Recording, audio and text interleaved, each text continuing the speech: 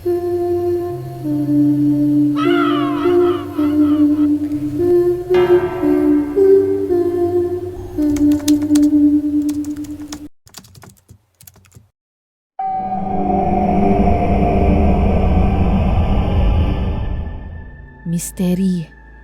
Walang tatalo sa pakiramdam ng umiibig. Yung tipong pagising mo sa umaga, siya agad ang nasa isip mo. Minsan nga, kahit abala ka sa trabaho o sa eskwela, hindi mo mapigilang mapangiti kapag naaalala mo siya.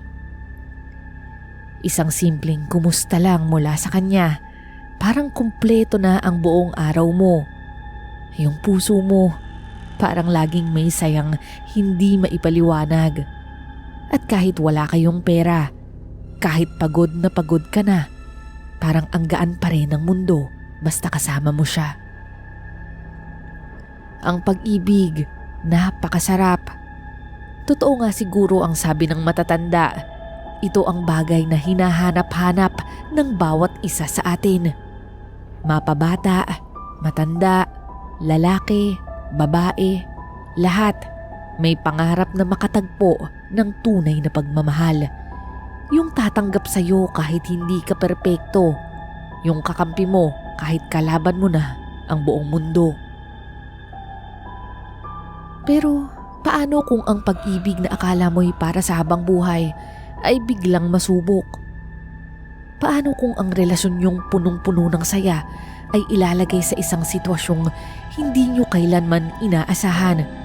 Isang bagay lang, isang pangyayari, at lahat ng pagsasama niyo ay biglang mabibitawan. Dito masusukat kung gaano nga ba katatag ang pagmamahal. Kung totoo nga ba talaga o kung isa lang pala itong magandang simula na wala talagang patutunguhan. At tungkol po dito, Mystery, ang nais kong ibahagi sa inyo. Ako nga po pala si Bella at ito po ang aking kwentong kababalaghan.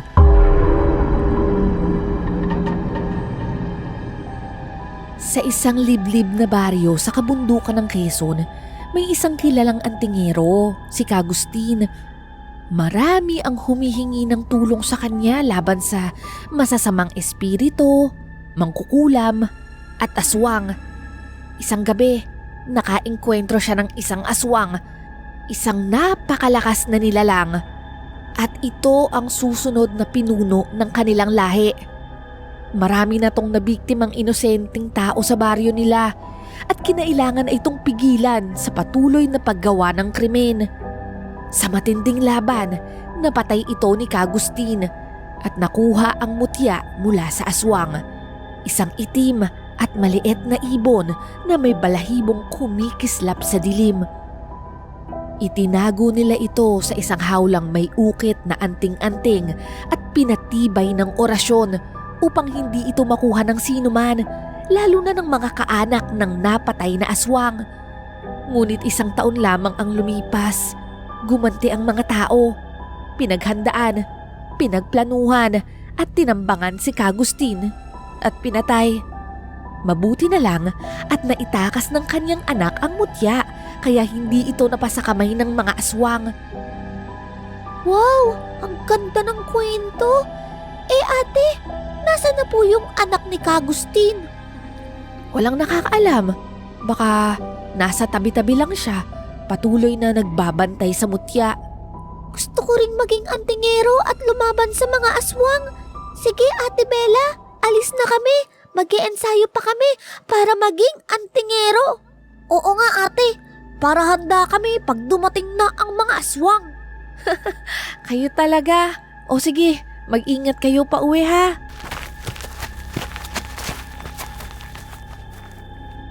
Aliw na aliw ko talagang ikwento yung tungkol sa tatay mo ah. Alam mo naman, hindi talaga ako magsasawang ikwento yung kabayanihan ni tatay. Proud lang talaga ako sa kanya. Sa bagay, kung ako yung magkakaroon ng tatay na ganyan, magiging proud din talaga ako. Pero hindi ka ba natatakot na nasa iyo yung alam mo na? Ang mutya. Siyempre, natatakot din ako paminsan-minsan. Pero Magdadalawang dekada na yun. Hindi na nila ako matutuntun. Mabuti na lang at magaling si Lolong magtago. Nakagawa agad siya ng paraan para mabura yung bakas namin. Pero ano bang balak niyo sa mutya? Hindi niyo ba pwedeng itapon na lang yan sa dagat, ilibing sa lupa, o kaya patayin na lang? Matagal na rin namin yung pinag-isipan ni Lolo. Pero masyado tong makapangyarihan. Hindi ito basta-basta napapatay. Kung itatapon naman namin kung saan, siguradong darating yung panahon, baka makuha ito ng ibang tao. At napakadelikado kapag napasa kamay ito ng masama. Iniisip ko lang naman paano kung magkaanak na tayo? Baka mapahamak sila kung nasa kamay mo pa rin yun. Mystery. Hindi lang si Reynold ang nakakaisip noon, kundi ako rin. 8 taon na kaming magkasintahan at napag-uusapan na namin ang kasal. Isa ang mutya sa pinoproblema ko kapag nagsama na kami. Maari ko tong iwan pansamantala sa aking lolo, ngunit hanggat maaari ay ayoko dahil matanda na rin siya at hindi niya lubos na mapapangalagaan ang mutya.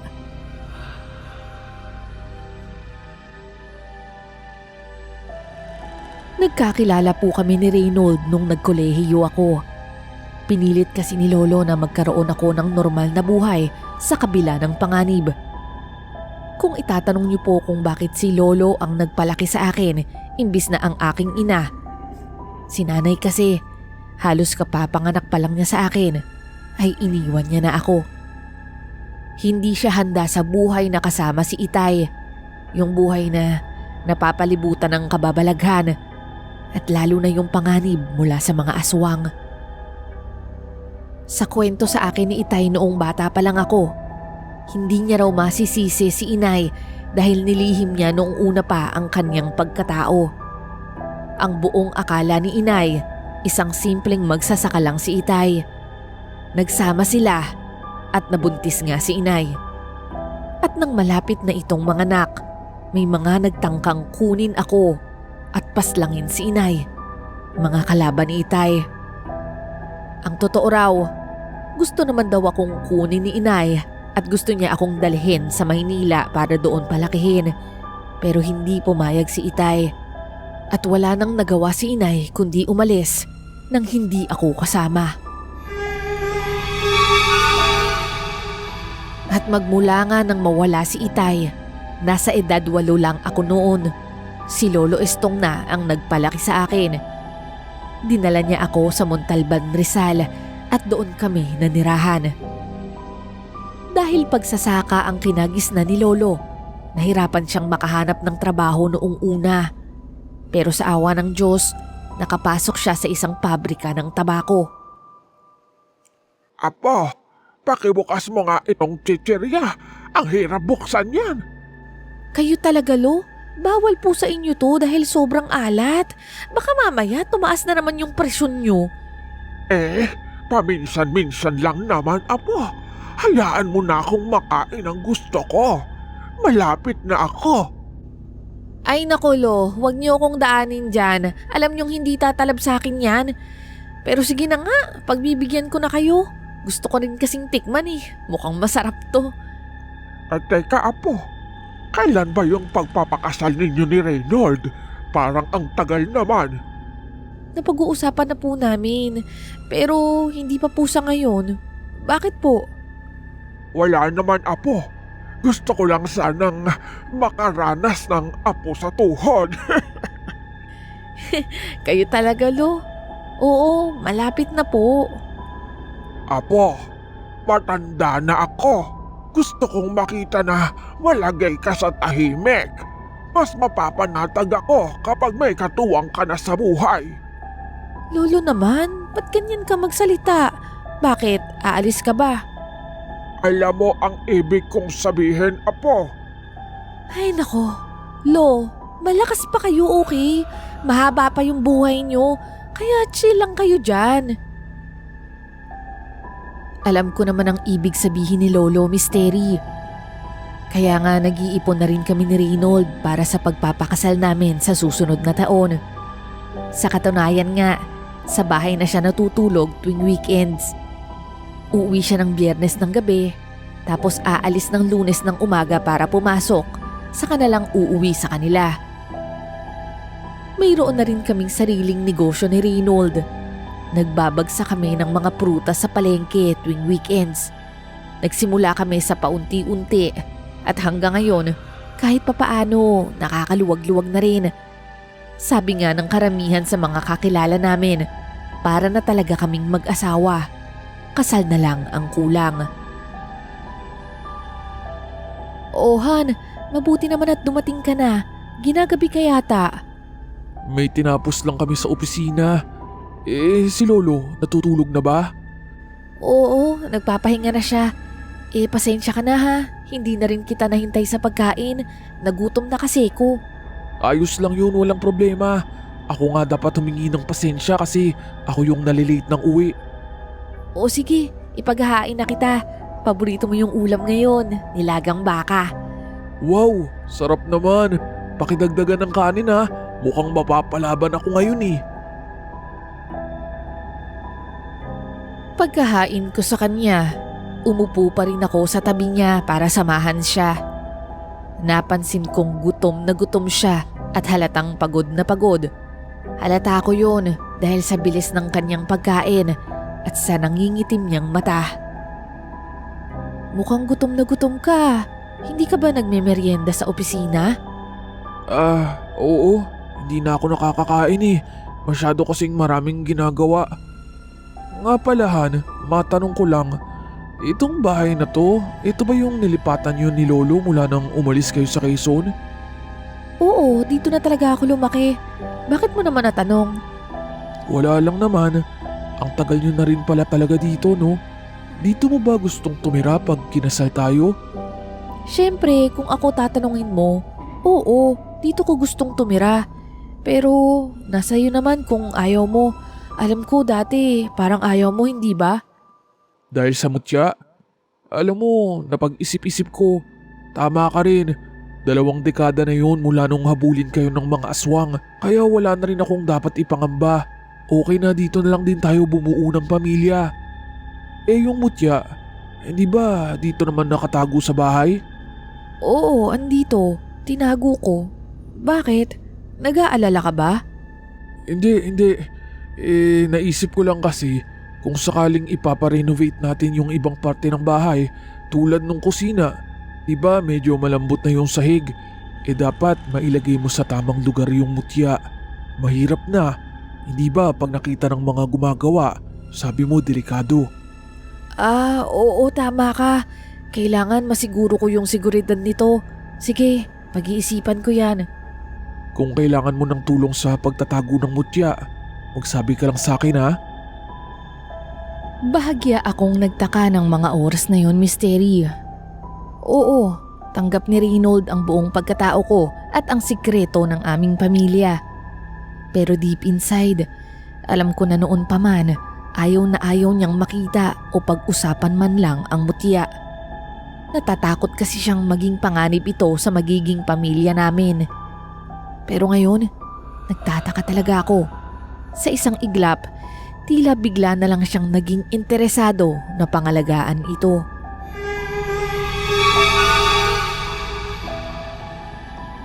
Kinabukasan Sabado, araw ng delivery namin sa palengke ng mga prutas.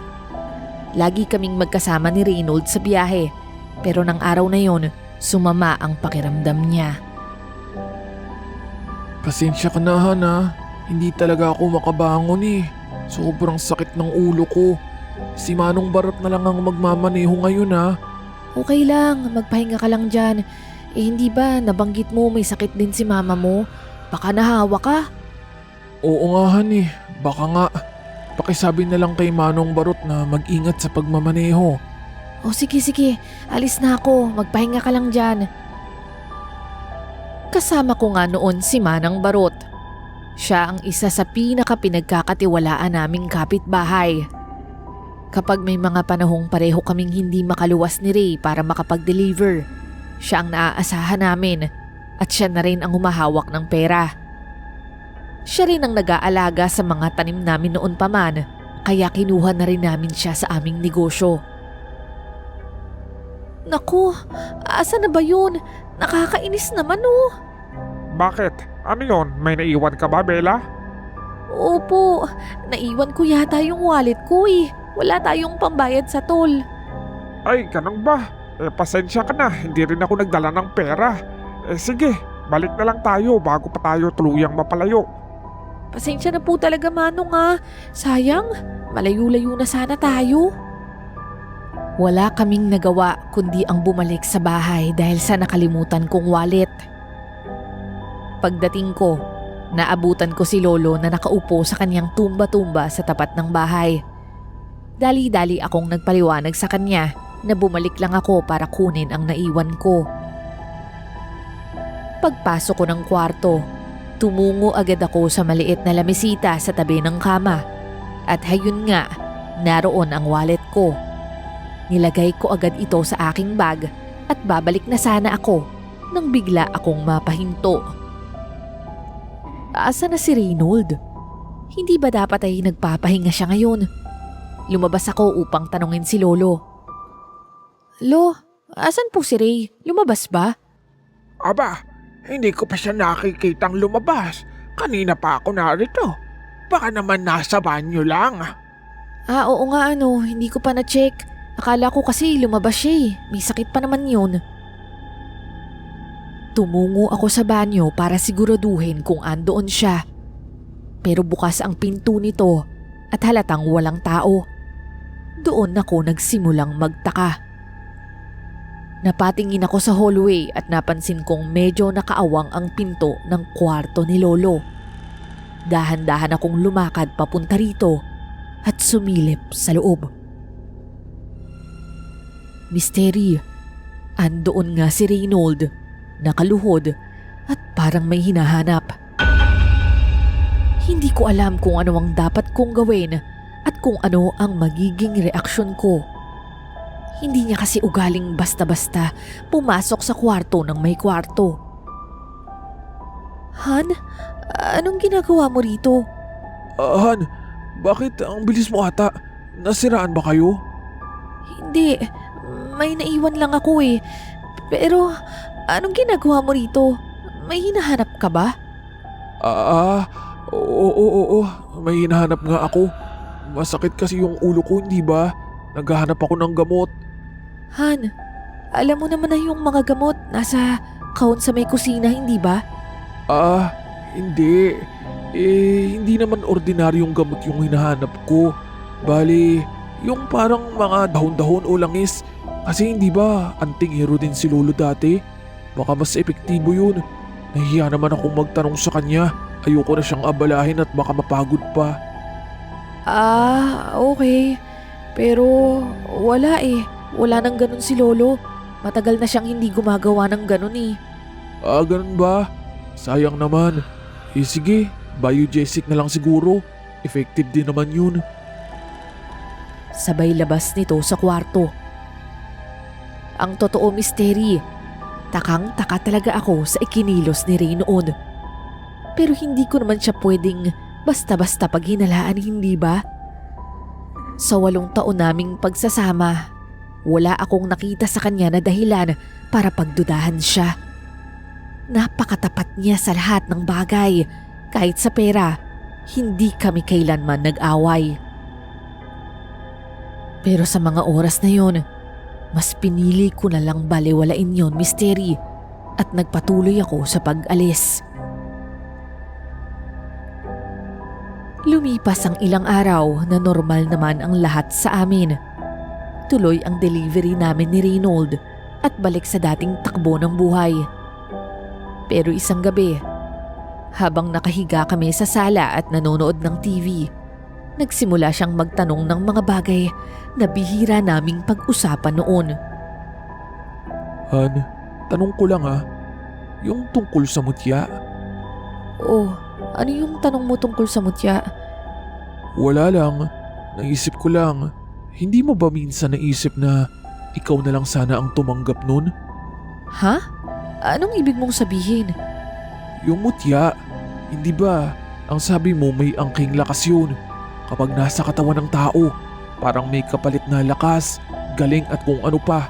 Bukod roon, hindi ka magkakasakit at mabubuhay ka ng matagal. Hindi mo ba naisip kahit kailan na baka mas mabuting ikaw na lang ang tumanggap nito? Reynold naman, hindi syempre. Ayokong maging aswang. Diba, pinipigilan nga namin noon yung mga aswang, tapos ako pa ang magiging isa sa kanila? At saka hindi ganun kadali yun. Hindi yun basta kapangyarihan lang. May kapalit yun. Kaluluwa, katauhan, at pagkatao mo mismo. Hindi ko naman sinasabing gawin mo. Tanong lang naman yun. Sa tagal kasi nating magkasama, ngayon lang pumasok sa isip ko. Hindi ko na lamang sinagot. Pilit kong ibinaling ang usapan sa iba. Pero sa loob-loob ko, may kakaiba akong nararamdaman. Hindi ko matukoy kung bakit. Pero para bang iba ang kinikilos ni Reynold nitong mga nakaraang araw.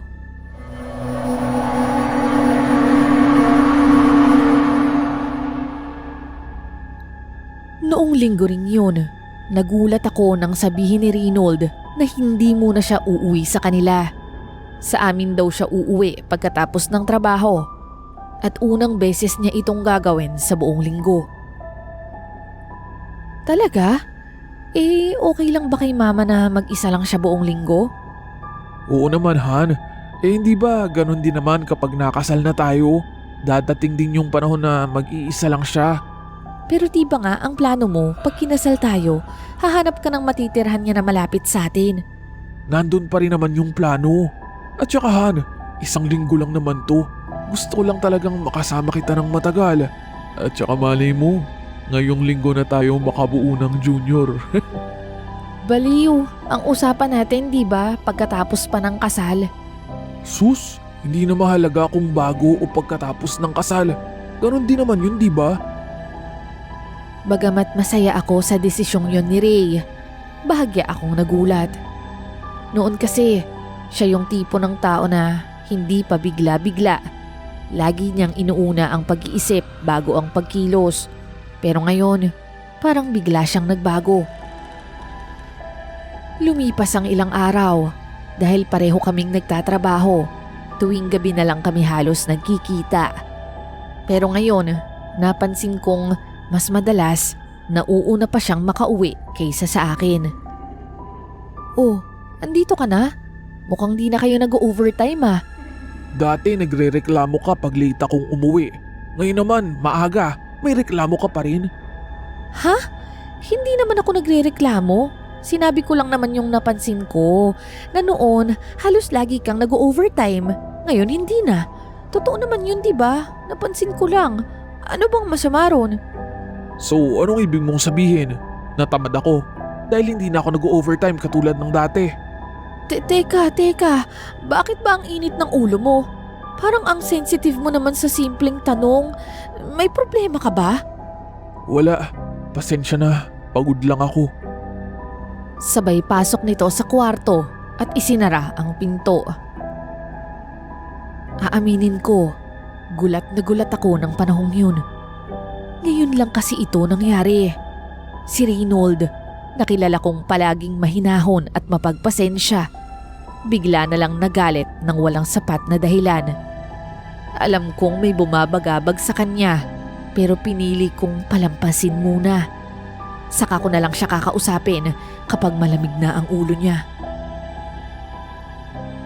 Kinagabihan, bandang 2:30 ng madaling araw, nagising ako na wala akong katabi sa higaan. Tumayo ako at lumabas ng kwarto. At laking gulat ko nang abutan ko si Reynold sa kusina.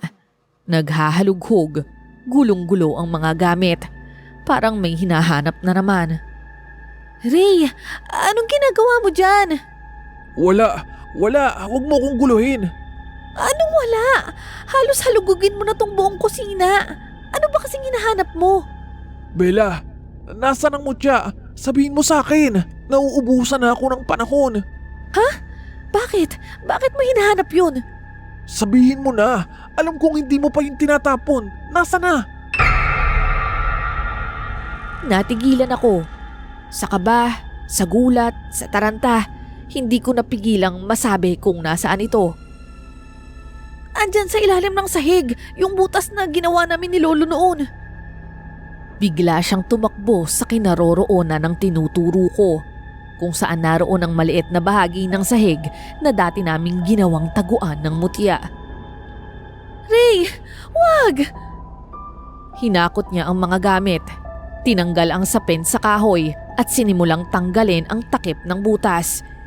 At doon ako natauhan. Ray, ano ba? Huwag mong galawin yan, sinabi! Tinula ko siya ng buong lakas at natumba siya sa sobrang gulat. Bella, kailangan ko yung mutya.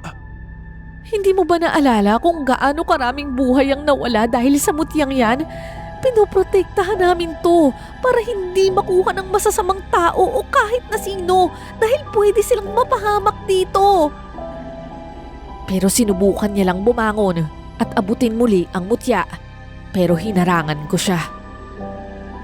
At sa pagkakataong yun, ginamit ko ang mga itinuro ni Lolo sa akin noong bata pa lang ako, kung paano makipaglaban at pagtanggol ang sarili ko laban sa mga aswang. Pero hindi ko alam na una ko pala itong magagamit sa aking kasintahan. Nang makita niyang hindi niya ako matatalo, hindi lang sa lakas kundi sa paninindigan, tila natauhan siya. Hindi na siya nagsalita, walang paliwanag, tumakbo siya palabas ng bahay at hindi na lumingon pa.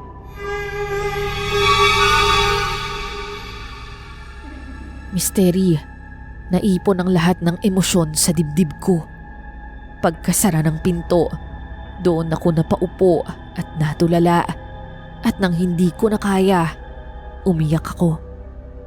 Hindi dahil sa takot, kundi dahil sa pagkalito at sa sakit at sa hindi ko maintindihang pagbabago ng taong akala ko'y lubos ko nang kilala.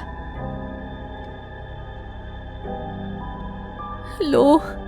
Hindi ko talaga maintindihan kung anong pumasok sa utak ni Ray. Sa isang iglap, gusto niyang mapasakamay yung mutya. Kahit ako, nagulat din ako.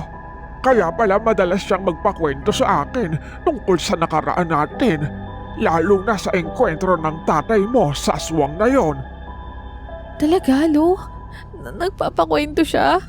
Siya nga, madalas kapag kami lang dalawa, nagtatanong siya sa kakayahan ng mutya at kung gaano ito kalakas. Kung totoo raw ba ang sabi-sabi na habang buhay ang taglay nitong kapangyarihan. Pero ano naman ang kailangan niya sa kapangyarihan ito? May kaaway ba siya? Tapos may nabanggit pa siya sa akin na nauubusan daw siya ng oras. Anong ibig sabihin nun, Lo? Iha, siya lang ang makakasagot sa iyo niyan. Napayuko na lamang ako. Hindi ko napigilang humikbi habang yakap ako ni Lolo.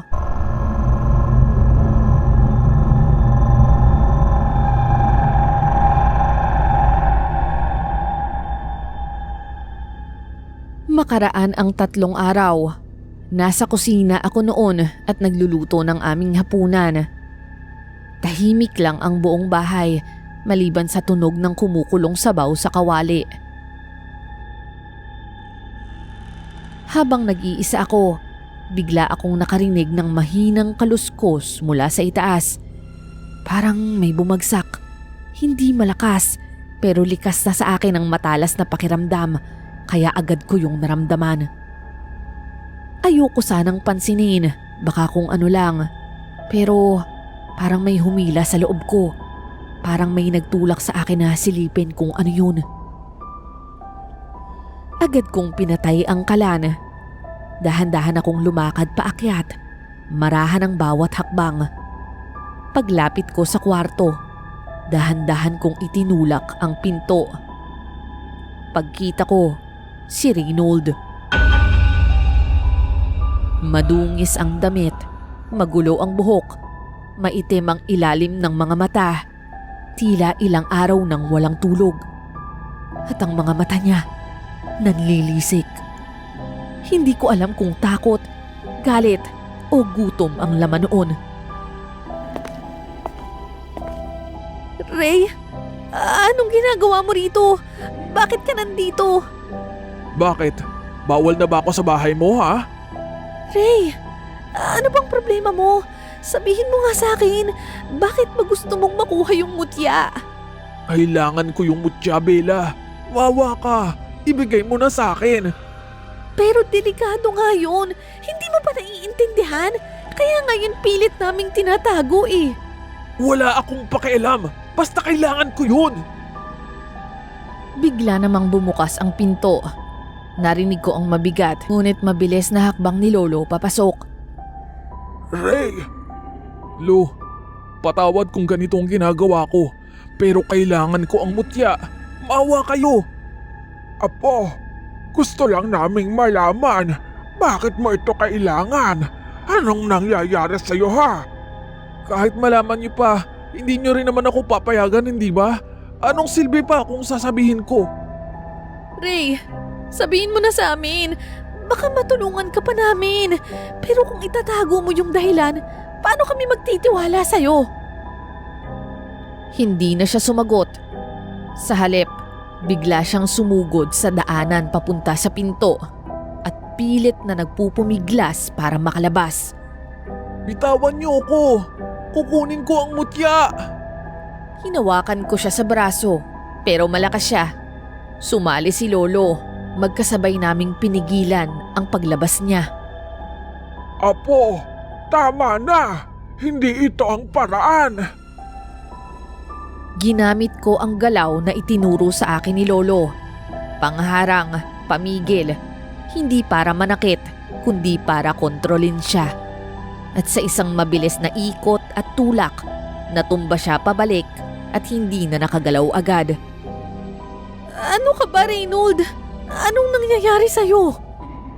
Nanginginig ang boses ko habang ang puso ko'y bumibilis ang tibok.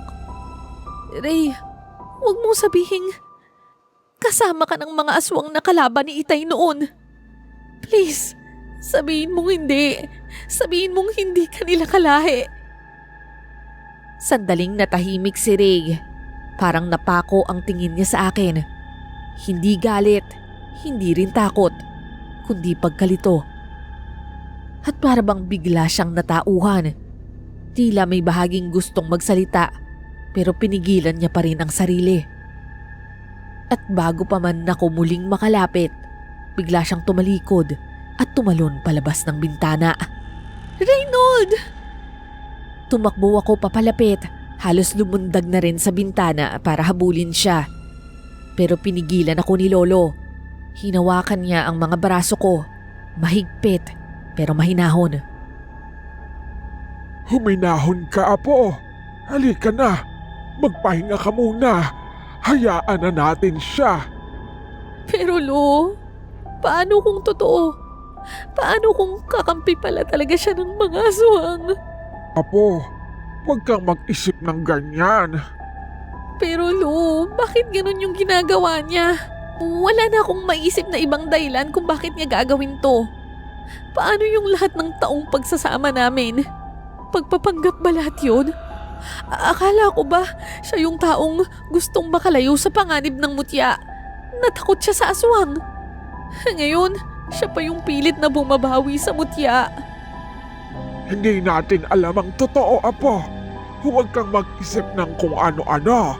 Hintayin natin ang katotohanan mula sa kanya. Lo, napapaisip tuloy ako. Minahal niya ba talaga ako? O pagpapanggap lahat ng yun? Hindi nakasagot si Lolo. Alam kong litong-lito rin siya. Niyakap niya na lang ako hanggang sa tuluyan ng bumuhos ang luha ko. Kinabukasan, tahimik lang ako habang kasalo si Lolo sa agahan. Parang walang nangyari. Pero sa loob ko, umaapaw ang mga tanong at pagdududa. At hindi ko na kaya pang maghintay. Sinabihan ko si Manong Barot na bantayan muna ang bahay, lalong-lalo na si Lolo. Kailangan kong malaman ang katotohanan, anuman ang kahinatnan nito. Kaya nang akala ni Lolo ay papasok ako sa opisina, dumiretso ako sa tirahan nila ni Reynold. Malapit sa bahay ni na Reynold, bumaba agad ako ng sasakyan. Ilang hakbang pa ang layo para hindi sila makahalata. Maingat ang bawat hakbang ko. Halos wala kang maririnig na tunog. Dumaan ako sa likod. Sanay na ako sa tagong daan na yun. Doon ko na rin nakita ang isang nakaawang na bintana. Tumigil muna ako. Nakiramdam. Pero wala akong naririnig. Walang yabag. Walang boses, walang ingay ng TV, walang kahit ano. Sumilip ako sa bintana ng kwarto ni Reynold. Siniguro kong walang tao bago ako pumasok. Ngunit bago ko pa man ito itulak, may naamoy akong kakaiba.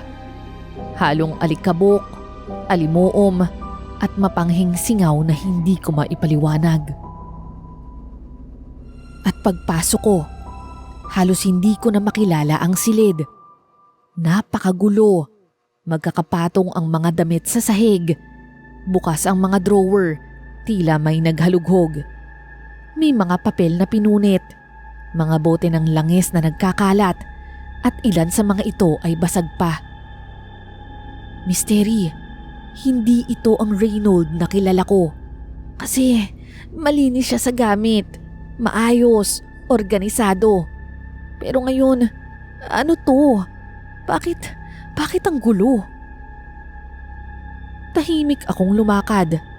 Ngunit halos malaglag ang puso ko nang biglang tumunog ang cellphone ko. Panahon pa kasi yon ng mga keypad phone, kaya't kahit mababa ang volume, nakakagulantang pa rin ang ringtone. Dali-dali ko itong sinagot ng pabulong habang sumisilip sa hallway. Nakahinga naman ako ng maluwag nang wala akong makitang tao.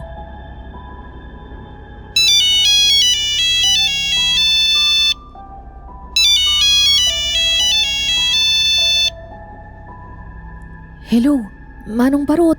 Bakit po kayo napatawag? Bella, si Reynold, pagkaalis mo lang bigla siyang sumugod rito. Ano? Si Lolo, nasaktan ba siya? Nanginig ang boses ko sa sobrang kaba. Mabilis akong napaupo sa kama habang hinihintay ang sagot. Wala naman siyang ginawa kay Lolo. Pero, eto, kausapin ka raw. Hello, Apo. Lolo, salamat naman at ligtas kayo.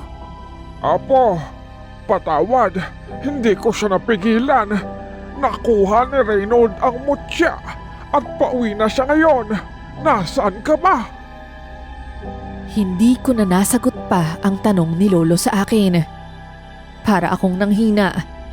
Para akong nilunod sa takot, galit at pagkalito. Nakuha na ni Reynold ang mutya. Ibig bang sabihin ito? Aswang na rin siya ngayon? Oo, ibinigay niya na ba ito sa kanilang pinuno? Ewan ko. Hindi ko alam kung ano ang iisipin ko, Misteri, ng mga oras na yun. Habang tulala, biglang napatingin ako sa isang kwarto na bahagyang nakaawang ang pinto. May nakita akong paa sa gilid ng kama. Nakahiga. Hindi ko alam kung sino o ano ang makikita ko roon. Pero tinawag ako ng aking kutob para silipin ito. Unti-unti akong lumapit. Halos ayaw ko nang huminga sa sobrang kaba. Pagbukas ko ng pinto, bumungad sa akin ang isang madilim ngunit maaliwalas na silid. At sa kama, nakahiga ang ina ni Reynold na si Tita Morena. Namumutla, halos walang malay. Marami siyang pasa sa mga braso at binti. Mga pasang hindi galing sa abuso o pananakit. Halatang galing ito sa paulit-ulit na tusok ng karayom. Lumapit ako at napaluhod. Naawa ako kay tita. Naiyak ako. Hindi ko alam na ganito na pala ang kalagayan niya. Noong huli ko siyang nakita 2 buwan na ang nakakalipas, ay maayos pa siya noon. Iha, buti naman at nadalaw mo ako. Balita ko, abala ka. Malapit na ang kasal ninyo ng anak ko. Tita, kamusta na po kayo? Ayos lang ako, Iha. Tanggap ko na. Malapit na ang oras ko, kaya hinihintay ko na lang ang kasal ninyo. Yun ang huling hiling ko bago ako kunin ng Diyos. Alam mo naman na sa'yo ko iiwan ang anak ko. Hindi ko alam ang sasabihin. Gusto kong itanong kung kailan siya nagsimulang magkasakit, kung paano at bakit. Pero naputol ang lahat ng yun nang may marinig akong mabilis at mabigat na yabag. Si Reynold. Dumating siya, hawak ang mutya sa kamay. Nanlilisik ang mga mata. Halatang nagulat siya nang makita akong katabi ng kanyang ina. Bella, anong ginagawa mo rito? Ikaw, bakit nilihim mo sa akin ang kalagayan ni tita? Bakit? May magagawa ka ba? Tinanggihan na siya ng mga doktor. Wala nang ibang paraan, kundi ako na lang ang gagawa nito para sa kanya. Hindi mo kailangang gawin to mag-isa. Ngayon siguro naintindihan mo na kung bakit gusto kong makuha ang mutya. Kaya please lang Bella, huwag ka nang makialam. Hayaan mo kong dugtungan ang buhay ng mama ko. Hindi tama to, Ray. Hindi mo siya mabibigyan ng bagong buhay dahil sumpa ang dala ng mutya. Wala akong pakialam. Basta kailangan kong mabuhay ang mama ko. Bigla niya akong tinulak, kaya't natumba ako sa sahig at napasigaw. Aray! Bella, sorry. Hindi ko sinasadya. Pangako, kapag maayos na si mama, aayusin ko ang lahat. Ma, ibuka mo na yung bibig mo. Tanggapin mo na to. Anak, ano ba yan? Nakakatakot ang itsura niyan. Ma, please, tanggapin mo na. Nauubusan na tayo ng oras. Wag, Ray! Maawa ka sa mama mo. Huwag mo siyang gawing aswang. Mas lalo mo lang siyang pahihirapan, maniwala ka. Napakabuti niya para danasin ang sumpa ng pagiging aswang. Ano? Totoo ba yan, anak? Ma, ito lang ang paraan, ma, para mabuhay ka. Hindi ko kayang mawala ka, ma. Anak, mas pipiliin ko pang mamatay kaysa maging isa sa kanila. Ayokong maging tulad ng halimaw na pumatay sa nanay ko at sa kapatid ko. Hindi kita mapapatawad kung gagawin mo yan sa akin.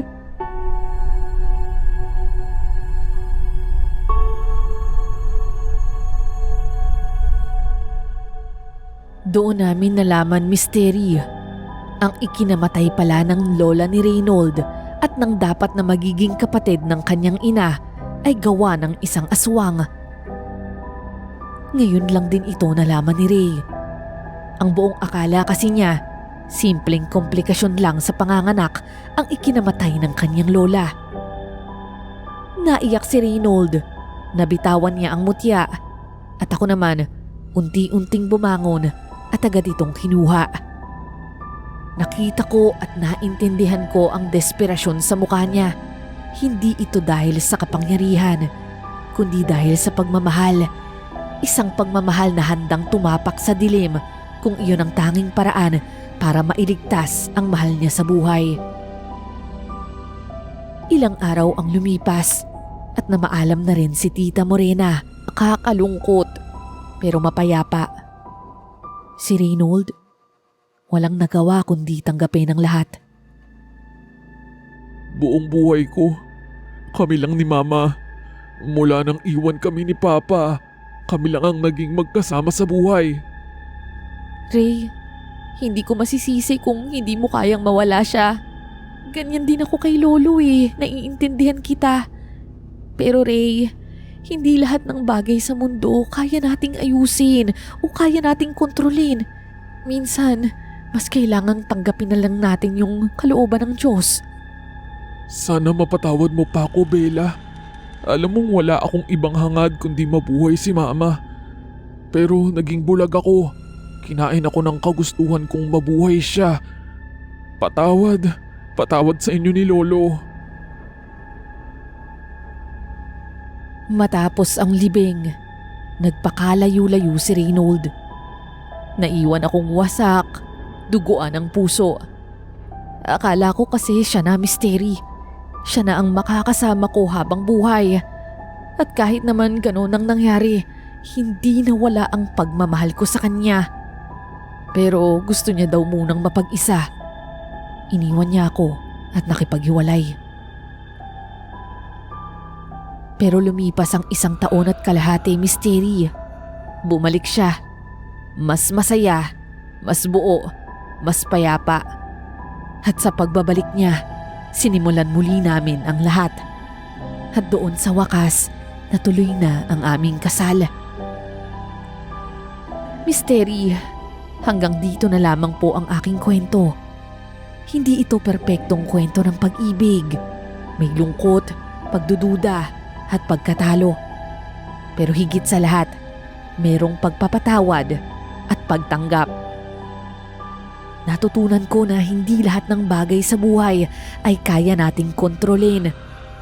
Kahit gaano pa natin pilitin, may mga pagkakataon na kailangan nating huminto at magtiwala sa sarili at sa Diyos. Dahil kadalasan, ang tunay na milagro ay nasa pagtanggap sa hindi natin kayang baguhin. At ang tunay na lakas ay hindi laging nasa diin ng paghawak, kundi nasa pagbitaw nito.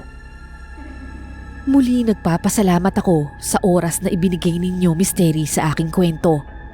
More power sa inyong channel at sana po ay dumami ang followers ninyo.